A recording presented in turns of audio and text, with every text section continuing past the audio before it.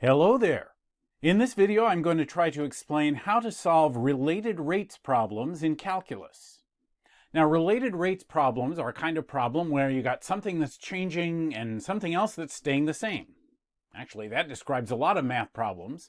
But in related rates problems, you have two or more things that are changing over time, getting bigger or smaller or whatever, but they are related to one another in a way that is not changing, that is staying the same, even as those things themselves change.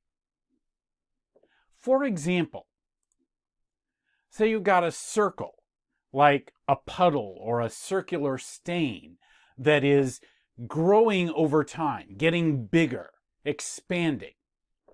So as the circle spreads out, its radius, the radius of the circle, is changing, and the circumference of the circle is changing, and the area is changing. It's also getting bigger.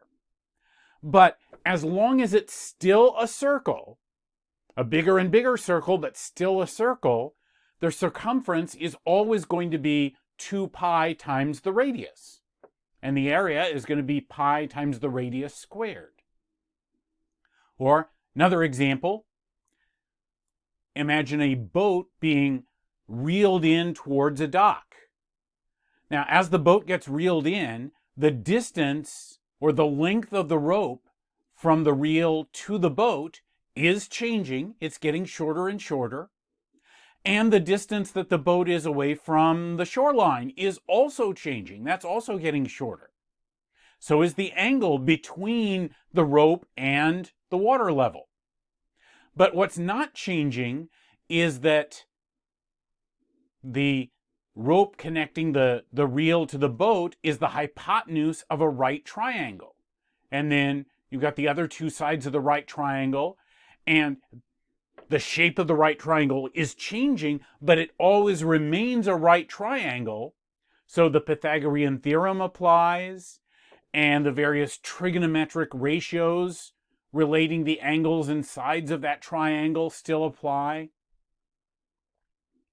So going back to my circle example, anything that's changing you can think of as a function of time. Like the radius of this circle, as it's getting bigger and bigger, the radius after 1 second is some number of centimeters. The radius after 2 seconds is a different number. The radius after 3 seconds is a different number. So you can think of the radius as a function of how much time has gone on, as a function of t, where t represents time. So is the circumference. So is the area. They're all changing over time, so you can think of all of them as functions of time. And remember, if you take a function and you differentiate it, you find the derivative of that function, what you get is the rate of change. So if r of t is the radius as a function of time, then r prime of t, or dr dt, would be the rate of change of the radius. It would be how fast the radius is changing at any given instant. And if we're talking about a circle, the circumference is equal to 2 pi times the radius. Now, both of those things are changing, but they are equal to each other. And since they are equal to each other, their derivatives should be equal to each other. The derivative of c should equal the derivative of 2 pi r. In both cases, that's the derivative with respect to t. So the derivative of c would be dc dt. And the derivative of 2 pi r would be the constant 2 pi times the derivative of r, 2 pi times dr dt. Also, if we start with a equals pi r squared, the area is pi times the radius squared, and take derivatives of both sides of that equation with respect to t, we get that the derivative of the area, dA dt, equals pi times 2 times r to the first power times the derivative of r with respect to t. So 2 pi r times dr dt. And we get a new equation that tells how those rates of change are related to one another. There's where you get your related rates. Now, my plan going forward is to show you, just go through an example of a related rates problem. And you might not follow everything I'm doing in this first example, but it will give you some exposure to the way these kinds of problems work. Then I'm going to stop and explain, go through the steps of how you actually solve a related rates problem.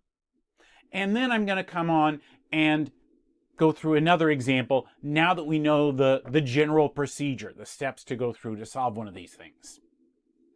So here goes. A spherical balloon, a balloon in the shape of a sphere, is being filled with air at a rate of 100 pi cubic centimeters of air per minute. At what rate is the radius of the balloon increasing when that radius is 10 centimeters? So we have this balloon in the shape of a sphere. As it gets filled with air, it gets bigger and bigger. It's becoming a bigger and bigger sphere, but it's always a sphere.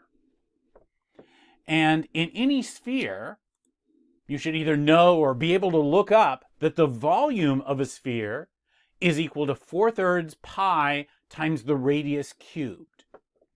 That's the formula that relates the volume and the radius of any sphere. We are told that this spherical balloon is being filled with air at a rate of 100 pi cubic centimeters of air per minute.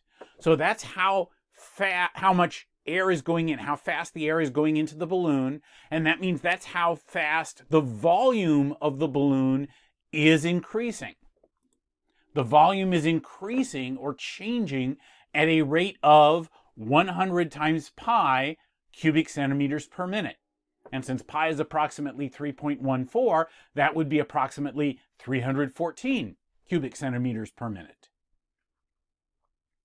So we can say that the value of dV dt is 100 pi. I'm using V to stand for the volume itself, and what that is changing, depends on where you are in the balloon's inflation, but the rate of change of the volume, how fast that's increasing, that's dV dt, and we do have a value for that. That's 100 pi.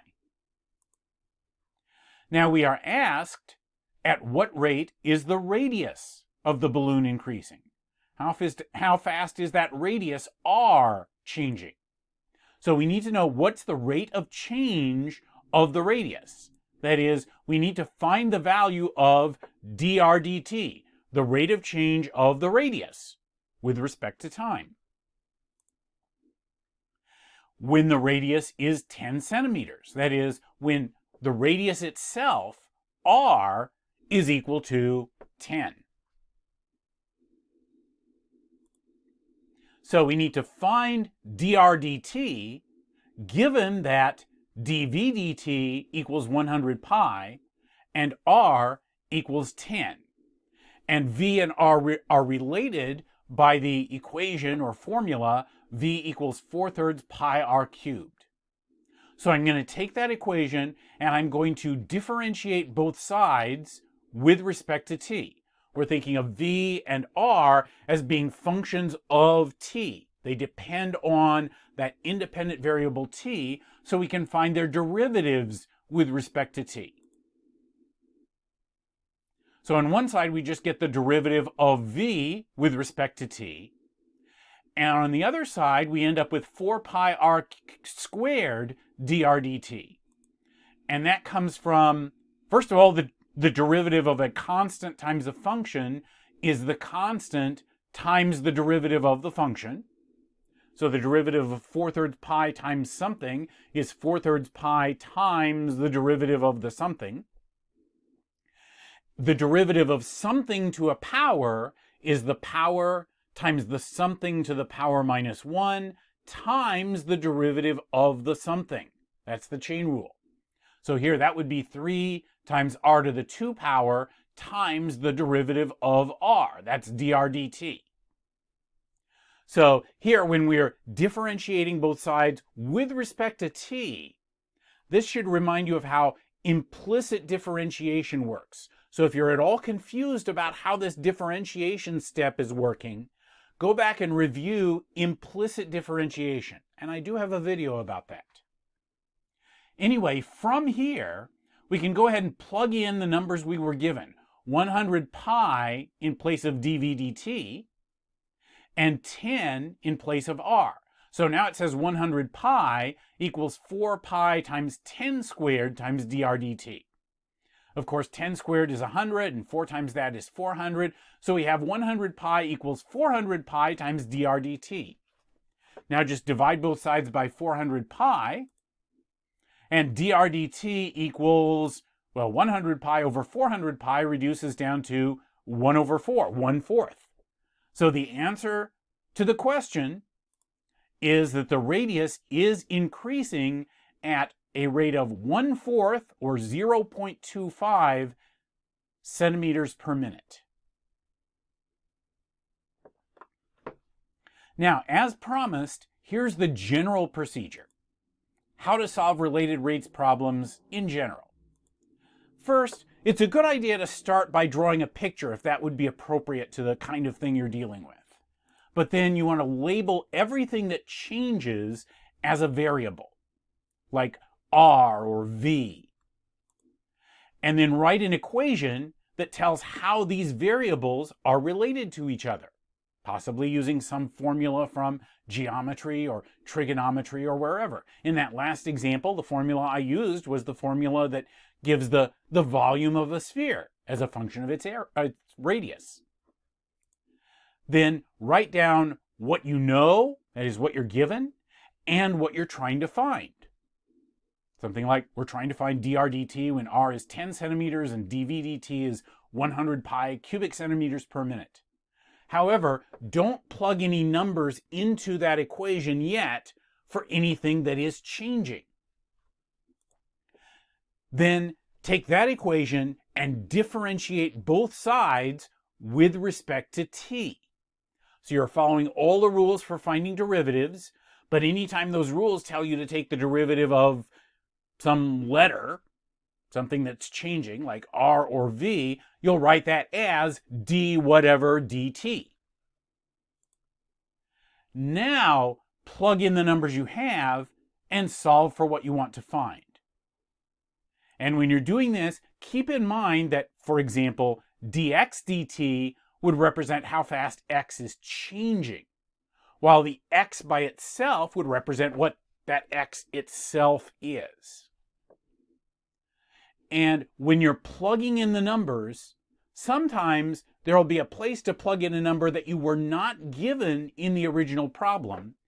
And in that case, you may be able to find what that number should be by going back to that original equation, the one you had before you differentiated by t, and working with that. So I'm going to stop this video right here. I did promise you another example, so I'm going to come back in another video and work through another example where we are very specifically going through these steps and seeing how they all work. So see you there in that next video.